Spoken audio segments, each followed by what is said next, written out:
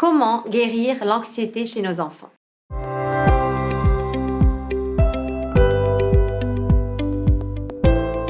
Bonjour à tous, bienvenue dans cette vidéo dans laquelle j'avais envie de parler avec vous de ce sujet qui me tient particulièrement à cœur. Plusieurs signes nous permettent de reconnaître ce sentiment d'inquiétude que peuvent ressentir les enfants. Ça peut être à travers son regard, à travers sa posture, le regard qui va être baissé, où l'enfant va se tenir un peu plus recroquevillé et avoir du mal à se tenir droit. Ça peut être des troubles de sommeil.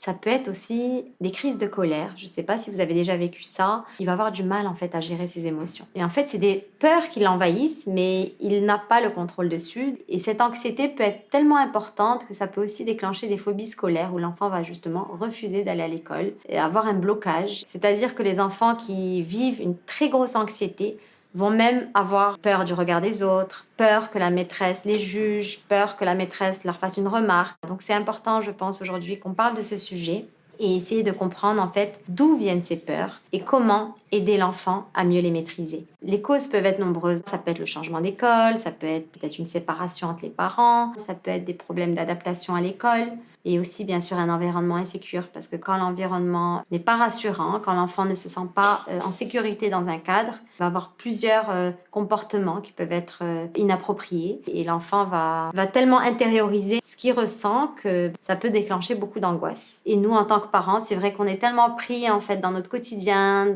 peut-être avec les autres enfants aussi, que on voit pas ce genre de signes qui sont précurseurs et c'est important de s'arrêter dessus. Alors la bonne nouvelle, c'est qu'il y a des outils pour justement aider vos enfants quand ils traversent cette étape difficile, parce que je sais que ça peut être douloureux autant pour l'enfant que pour vous. L'enfant qui vit de l'anxiété, il est vraiment déconnecté de son corps. Aujourd'hui, ce que je vous invite à faire, c'est vraiment de l'inviter à faire des exercices où il va être plus ancré à travers la méditation de pleine conscience, qui est un très bel outil pour justement l'aider à focuser son attention sur son corps, sa respiration et mieux se calmer. Je vous propose aussi de mettre en place un environnement sécuritaire et sécurisant dans son milieu de vie, que ce soit à la maison ou à l'école, et comprendre aussi pourquoi il ne veut pas aller à l'école. C'est important, je pense aussi qu'il y ait une communication avec l'équipe pédagogique pour justement dédramatiser la situation et mettre en place un cadre bienveillant pour répondre à ses besoins. Il faut vraiment éviter aussi de mettre trop de pression à ces enfants qui vivent de l'anxiété. Essayez vraiment d'être le plus indulgent possible, c'est-à-dire leur expliquer qu'on a le droit de se tromper. C'est comme ça qu'on apprend. Je vous propose aussi d'utiliser l'imaginaire pour faire des mises en situation, pour l'aider vraiment à vaincre ses peurs. Vraiment de pouvoir